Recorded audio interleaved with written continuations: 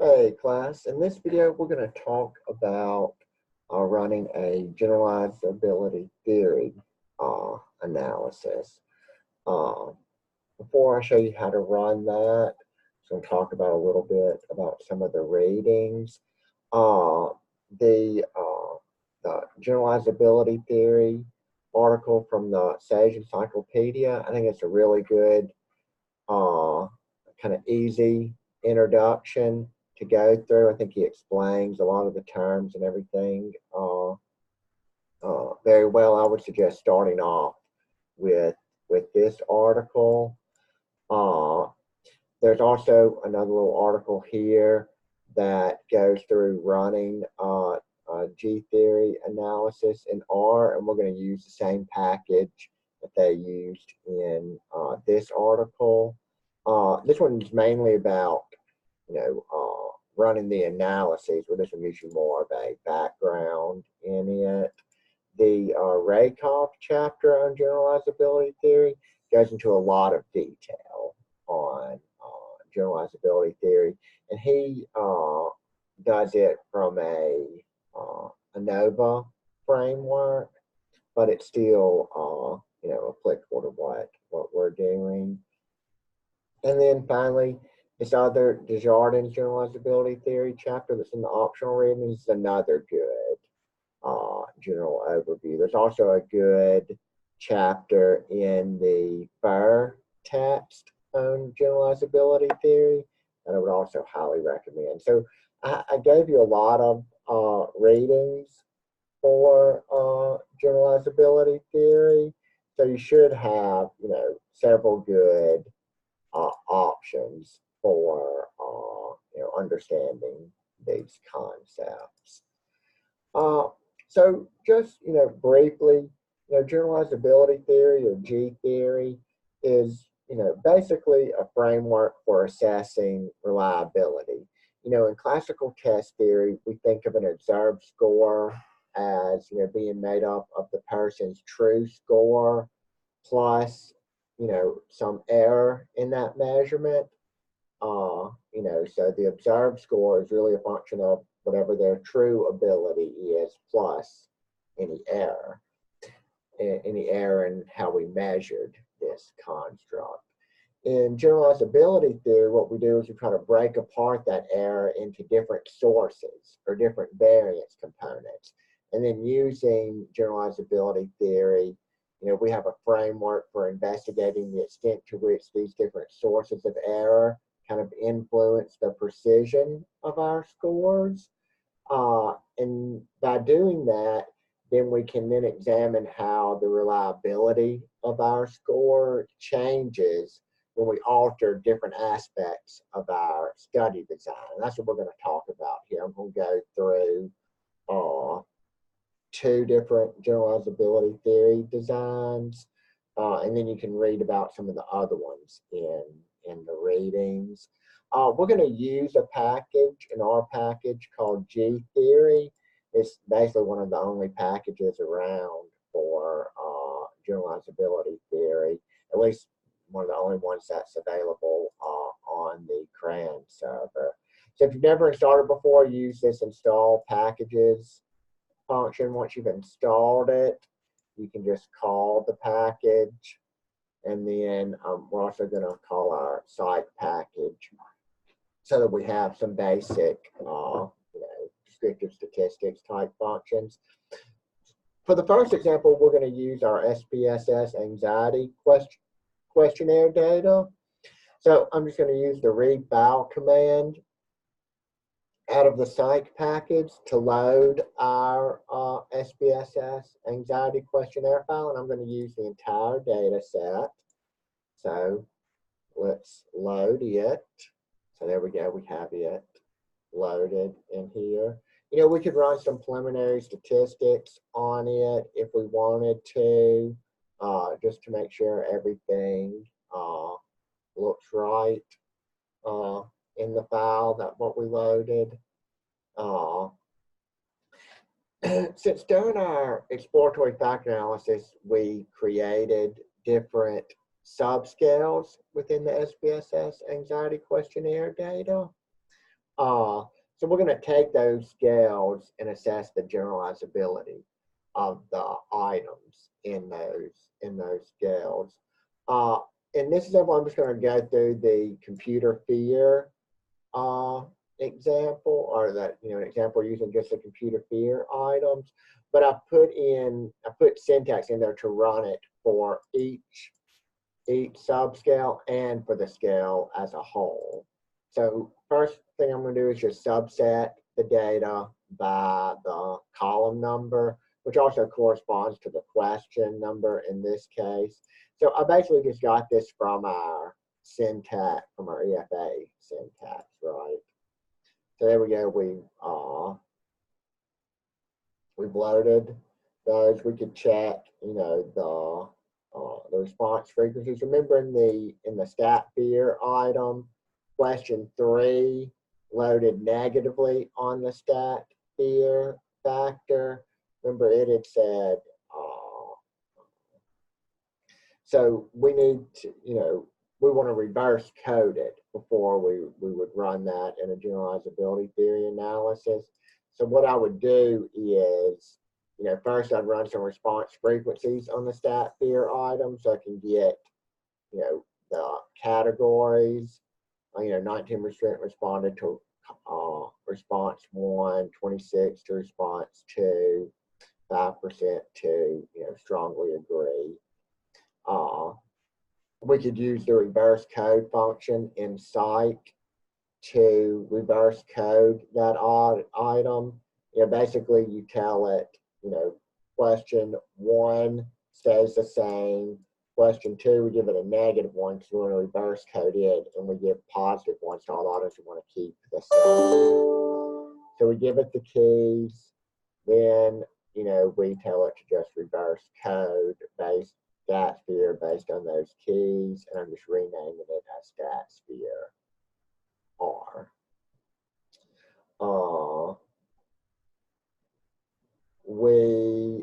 We can do it for the entire SAQ data set too. That's basically what's going on here. Then I'd always run response frequencies on it again just to make sure that these were reverse coded from what they were before, and it looks like it was 19, 26, 34, 19, 26, 34. And then all the other categories stayed the same, just to make sure that our reverse coding worked properly.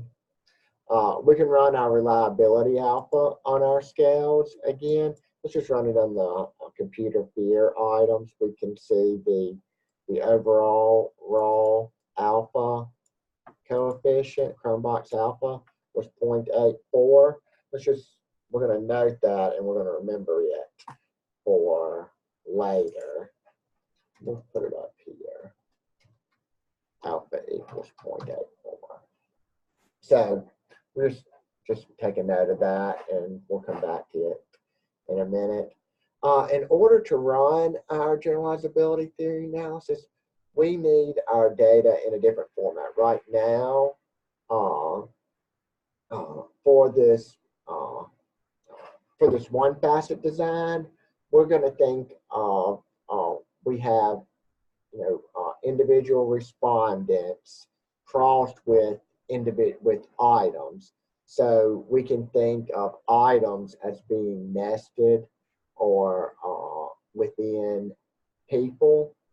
So we actually want to reshape our data into a long format instead of a wide format. So here I'm just using the melt function in reshape 2 to make this happen. And I basically wrote a simple function for this since I was doing it multiple times. I didn't have to write out this each time. Basically making sure each object I give it is a data frame. I'm adding a column to the data set just to indicate, a column that represents, each person. So it's basically just like an ID for each person. Then we're going to reshape the data to where we would have, now instead of having, for comp theory, we have like 8 variables in the data set, 1 for each item. Now we're going to have 3 variables in the data set. Or basically, we're going to have a person variable, an item. So each person is going to have 8 rows in the data set, 1 for each item that they answered, and then another column variable in the data set is going to be their score or response on that item. So we'll look at it real quick. Let's see. See how the data are originally set up? We have a column for each question that the person answered. So basically what I'm doing is I'm adding a column here for each person, and then I'm flipping it and making it long. So, I'll have a person column, a question or an item column, and then their score. So I have person 1, item 1, and then their score, which is a 2. Person 1, item 2, and their score, which is a 3. Let's just reshape it and look at it again. See, person 1, item 1, which was question 6, and then their score. Person 2, question 6, and their score. And then if we scroll down, I don't know if there's like 2,000.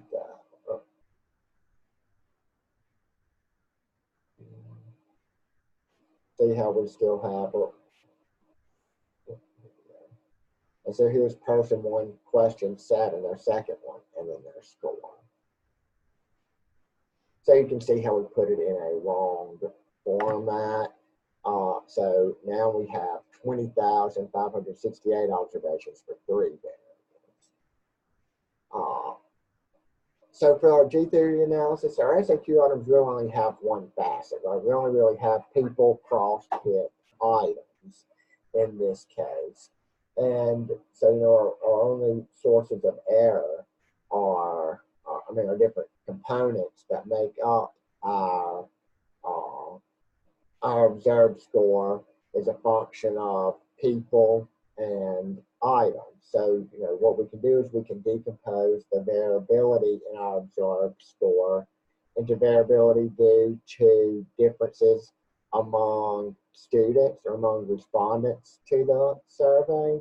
We can partition to variability due to items and variability due to the interaction between participants and items, which is also conflated with our error variability. So they're all captured here. So this would be the grand mean. We could break up our observed score into the average score plus the variability across people, across items, and then a residual variability.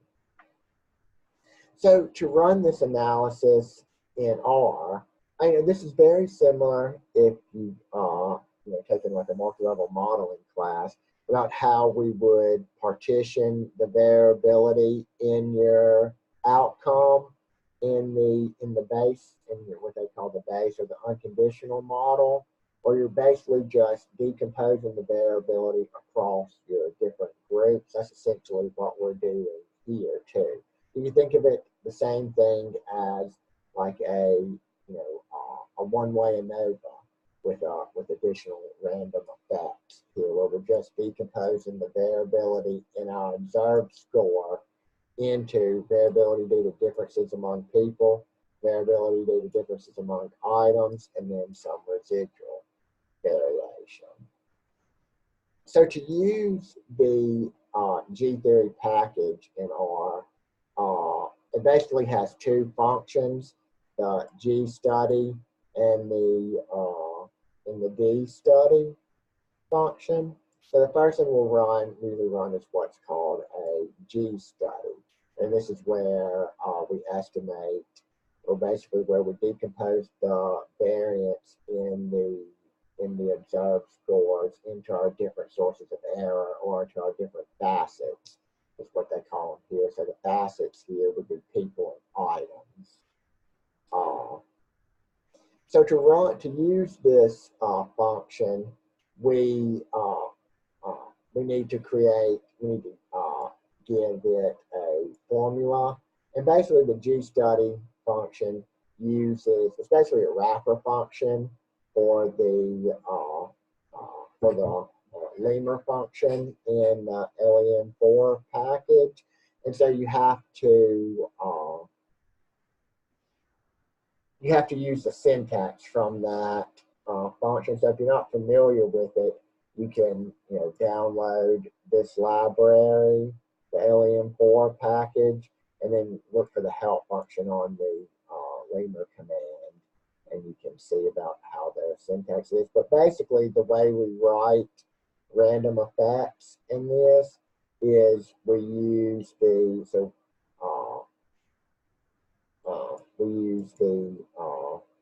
put them in parentheses and then use one with the little straight line and then our different facets, which would be person and items, right? So we're going to basically make these random effects that they would, we're going to basically let the intercepts for scores vary by people and vary by items. So that's what's going on here. You can also just put this part in where we have formula in here, but sometimes it's easier just to write it one time and then we can use it. So I'm just going to do this just for the computer fear items. Here's the syntax if you want to do it for the other items. So basically what this did was decompose the total variation in the observed score into variation due to differences among people, variation due to differences among the different items, and then our residual variation. Typically we want to see a substantial amount of variation by our person or by the the main people of interest. Because persons here constitute our object of measurement. So we'd want this to be a relatively large variance. If it was small, then it really suggests that our instrument's only able to detect small differences among people.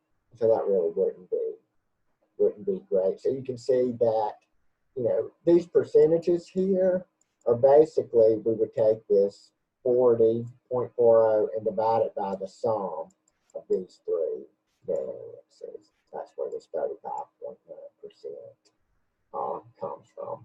If you run this on your own, you'll notice when you run stat fear, you'll get an error about non-convergence.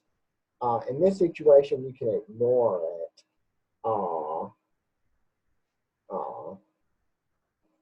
But you don't always want to ignore those warnings. What I did was, okay, so you'd want to investigate what the error is. Here is here's the same thing running the comp fear items using the LMER, the lemur function in the LEM4 package. You'll see basically all it is. See, it gives us these random effects, for people, items, and then residual.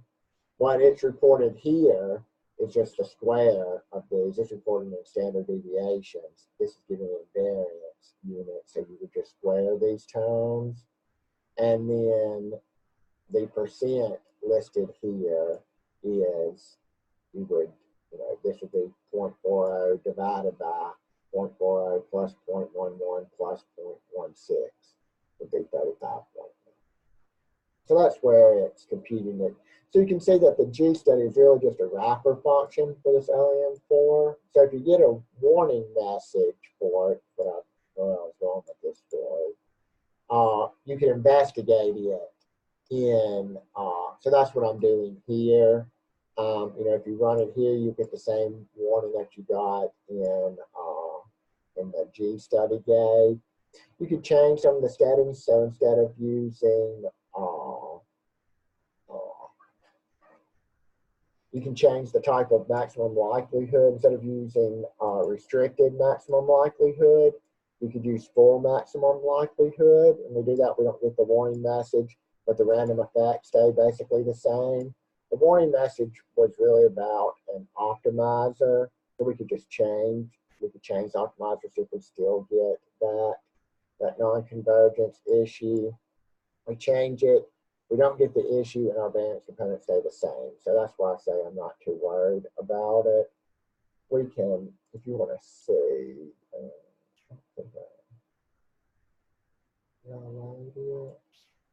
yeah, we did. So I don't think I ever reshaped it. If you wanted to see the error, so you get this warning that we failed to converge. You get the same warning when we just run it with the lemur package. If we change from restricted to full maximum likelihood, we don't get the warning, but our variance estimates are pretty similar. And same thing when we change our optimizer, our variance estimates are still pretty similar to what we had before. So that's why I say I'm not too worried with the non-convergence there.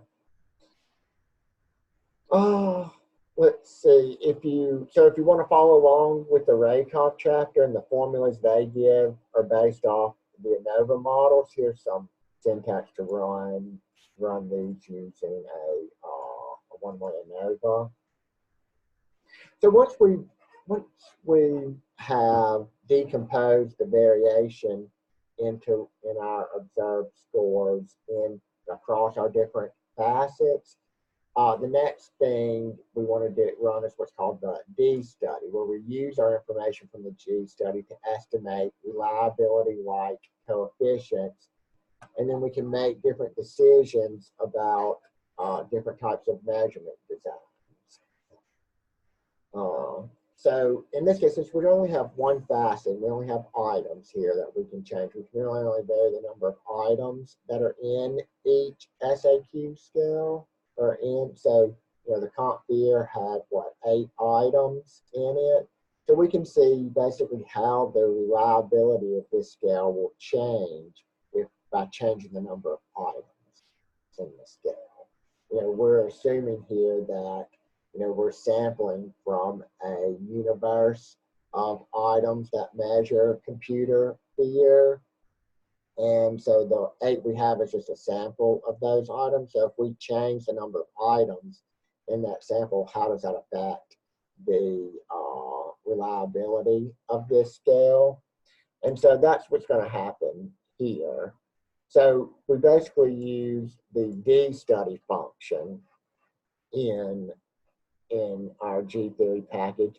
You give it your G study object, which we call G comp fear. You have to give it the column name of your object. So what are we calling our main object of interest? These are called persons. If we look at our column names here, we need to say that it's persons. And then what are our final scores called? They're called scores in this case. So then the column name for our scores are scores here, and then you give it the data set. Again. So we'll run it, and then you see we get the same variance components reported out here. Notice this, this gives us 2 reliability-like coefficients, the generalizability coefficient and the dependability coefficient. For the one facet case, the generalizability coefficient is going to be equal to Cronbach's alpha that we reported before. Remember, 0.84 is what we had. Can we write it down here? Yep, alpha equals 0.84. You can see that's the same thing we have here. So in this case, they're going to be the same. What D study defaults to is using the same number of facets, or the same number of objects in each facet that you have in your study. So these would be the generalizability and the dependability of the computer fear items when we have 8 items. That's why it has 8 here. So the generalizability coefficient is mainly useful for making like relative type decisions, such as like rank ordering.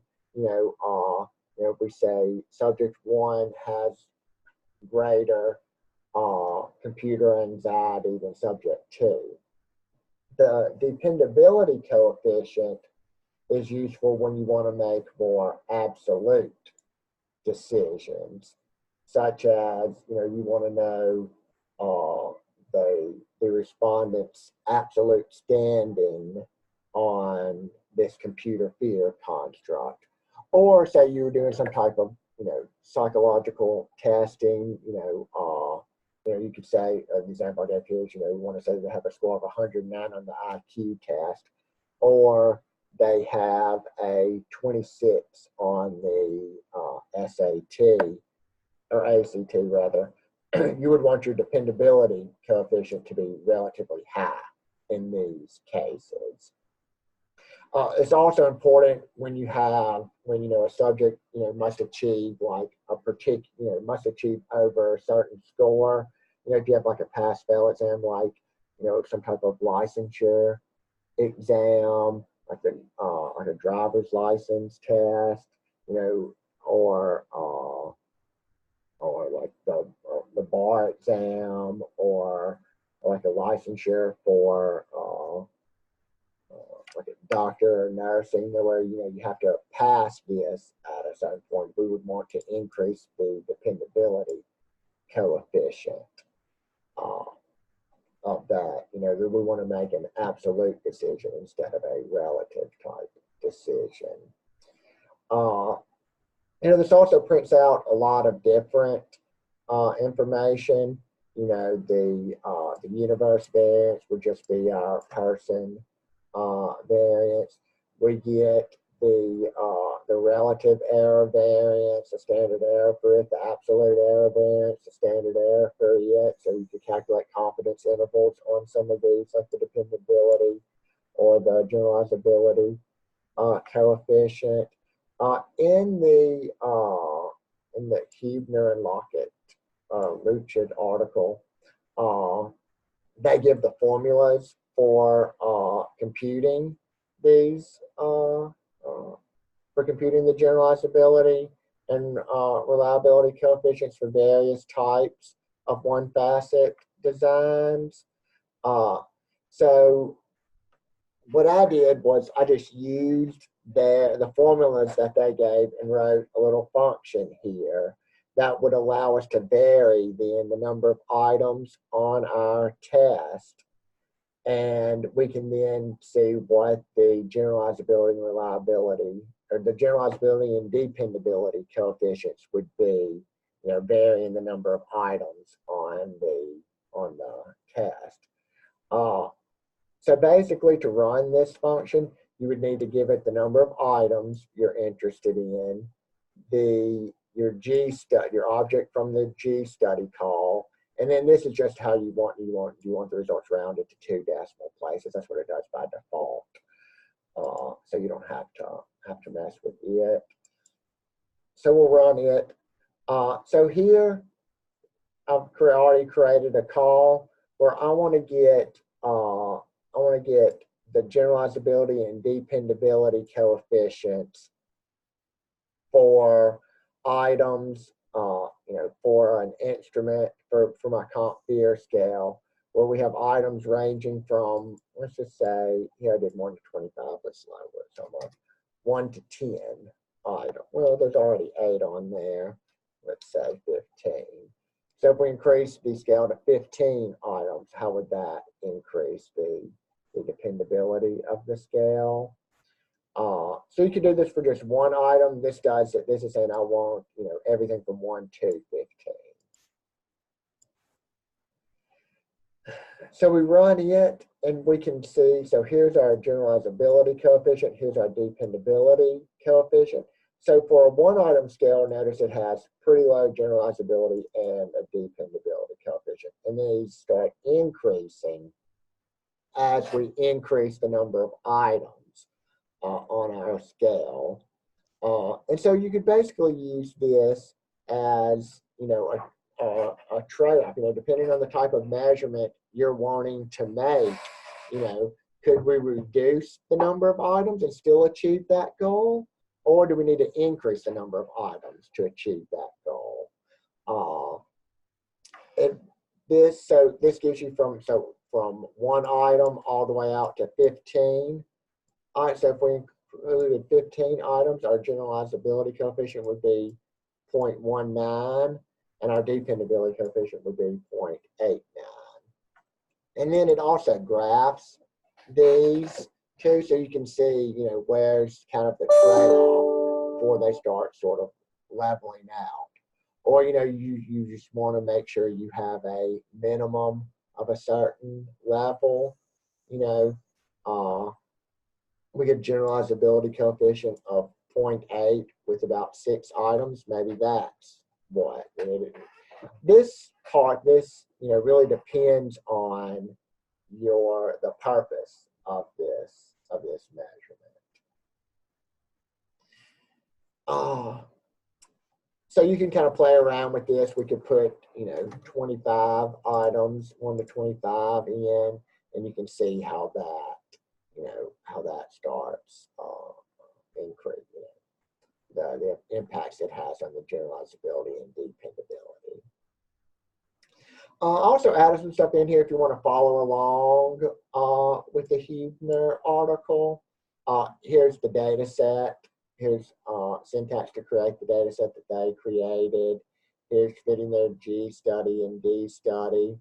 This right here will recreate table 4 from the article, but just as the last 4 rows of that table, you want to ignore the plot.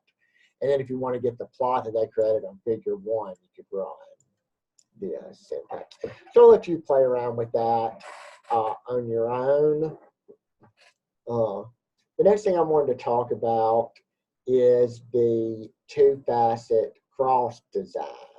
So here I'm going to use the same example from the Desjardins rating.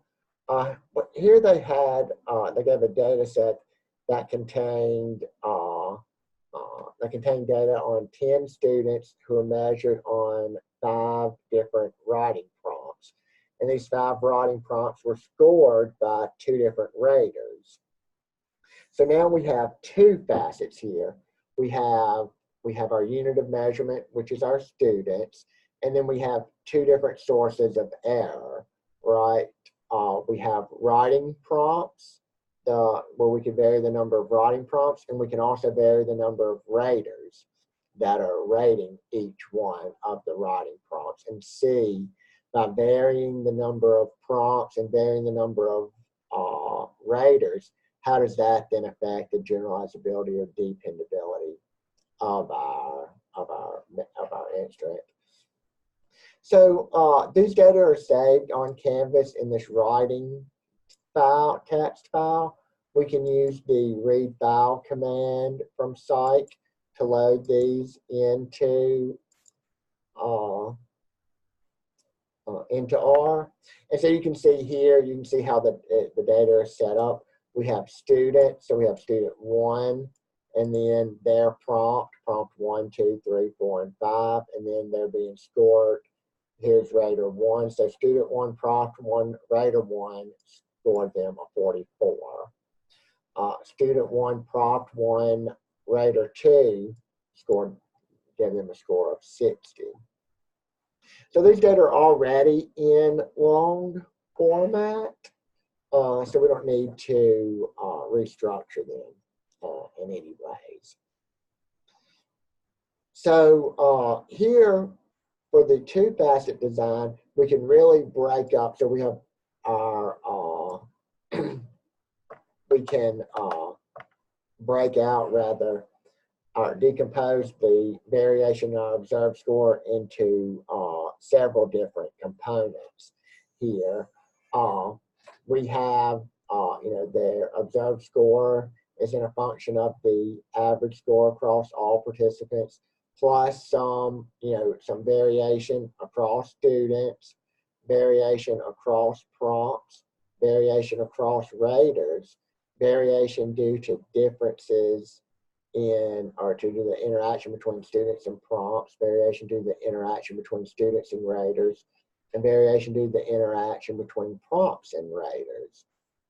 And also the three-way interaction between students, prompts, and raters would be confounded with the error variance here. So, running this in using the Gtheory package, same way we did it in the one facet case is we defined our formula, and we do it using the same syntax of the lemma function from the LME4 package. And this function, to indicate an interaction, it uses a colon between variables. So this is how we give it our random effect. So we're saying our scores, our dependent variable, is a function of these different random effects, right? There's a random effect for students, a random effect for the different prompts, a random effect for the different raters, a random effect for the interaction between students and prompts, a random effect for the interaction between students and raters, and a random effect for the interaction between prompts and raters.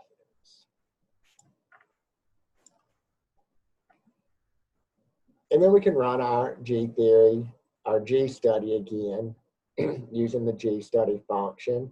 We give it our data set and then the formula.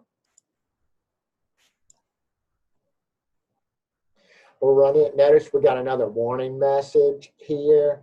Here we can ignore it again. You can see here's some syntax where I was checking the variance optimizer. I was using a different optimizer here.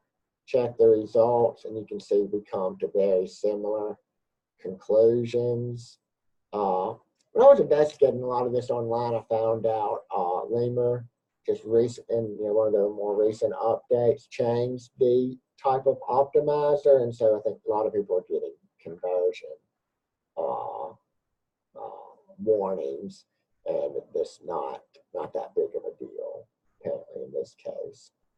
But it's still something that you'd want to check to make sure, because if these variance components were very different, we might want to, we'd want to think about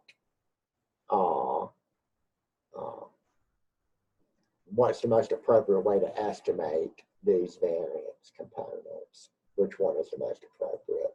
But in this case, it didn't matter here. So in here we can see, the largest source of variation is from students, right? About 50% of the variation is due to differences among students. So students are systematically different in their scores on their writing assessment. The prompts here, there was relatively less variation across prompts. There was a little bit more variation in scores across raters right here.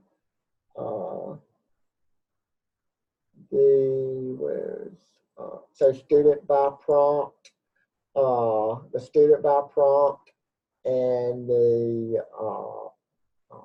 prompts by raters also had not very high variation. So the student by writing prompt, and then the writing prompt by raters sort of indicate that students' ranks do not differ much depending on the writing prompt. That's what the small amount of variation is telling. So we've got to think of these are interaction effects here. So the students' ranks and their scores didn't differ much depending on the writing prompt, and the writing prompts and the scores for the different raters didn't vary that much by item prompt. However, the student by rater variance is quite large compared to some of the other variance components. So this sort of suggests that raters scored some students higher than other students. And then we have about 20% of the variance is residual or error variance. That's not explained by students, prompts, raters, or the interaction among those. So the next thing we would do after we decompose our variation in writing scores across these different components, we'd run our D-study again. So we'd use the D-study function. We give it the object from our G-study function. Here, the column name for our objects, remember, were students. And then their score, what do we call the score, the column name for the scores? It's called scores in this case. And then you got to give it your data set.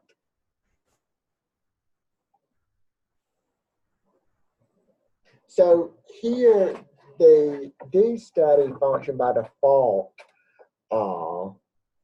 calculates the generalizability and dependability coefficient for the actual number of writing prompts and raters that we had. So remember, we had 5 writing prompts and 2 raters.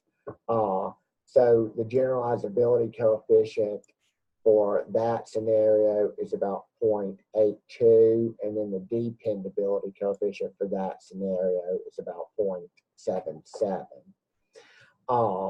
Using the formulas that they gave in that Hebert article, I wrote a little function here where we could take the information we have, and we can give it a different number of prompts and a different number of raters. You give it your G-study object, and then this will calculate the different generalizability and reliability coefficients. It doesn't graph it like it did in the one sample case, basically because I'm not that good at writing functions in R, and 2, I couldn't get it to work properly. So this was the best I had in me for the moment. So here we give it, NI would be our number of prompts, and then NO is our number of raters. These were symbolized because they typically call these designs, I think that, it's like people by items by observations. So that's just the notation that they used in that article. So if we run the function, we can then, we had 5 prompts and 2 raters. We get the same generalizability and dependability coefficients we did from the main call. Now we can change up these things. What if we only had 2 writing prompts and 2 raters? We can see the generalizability coefficient is still about 0.77, which might be okay if we're only really interested in, excuse me, if we're only really interested in making relative decisions, like this person scored higher than this other one, but not making some type of absolute criteria. Or now if we were more interested in this being a, students must pass a, this writing assessment, in order to be able to graduate, we'd want to try to increase our dependability coefficient. Could we get increasing the number of raters to 3 and the number of prompts to 3? How does that affect the generalizability and dependability? So then they get, maybe we're okay with a dependability coefficient of 0.8. Typically, we'll see in the literature, for like a high stakes test, they'll want, maybe like the ACT probably wants these you know, 0.9 or above, like their dependability coefficient would be 0.9 or above. In other situations, you know, people generally use the little rules of thumb that we had for like Chromebox Alpha.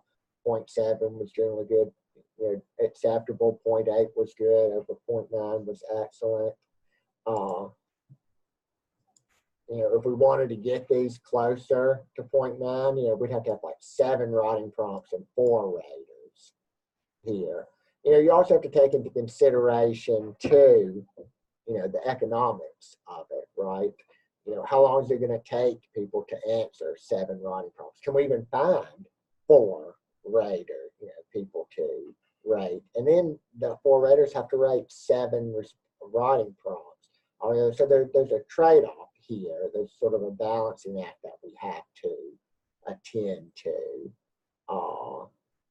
Maybe we have 4 writing prompts and 3 raters is about the most we can get, you know. Then we'd have a generalizability coefficient of 0.86, dependability coefficient of 0.82. Maybe that's okay. We could go back down to 3 and 3, and they're not as different here. So, anyways, I hope that kind of gives you a little introduction into generalizability theory and then how to run the analyses in R. We'll talk more about it in class. As always, if you have any questions, please email me or come by and see me. And I look forward to seeing you all in class to talk about it. Thanks.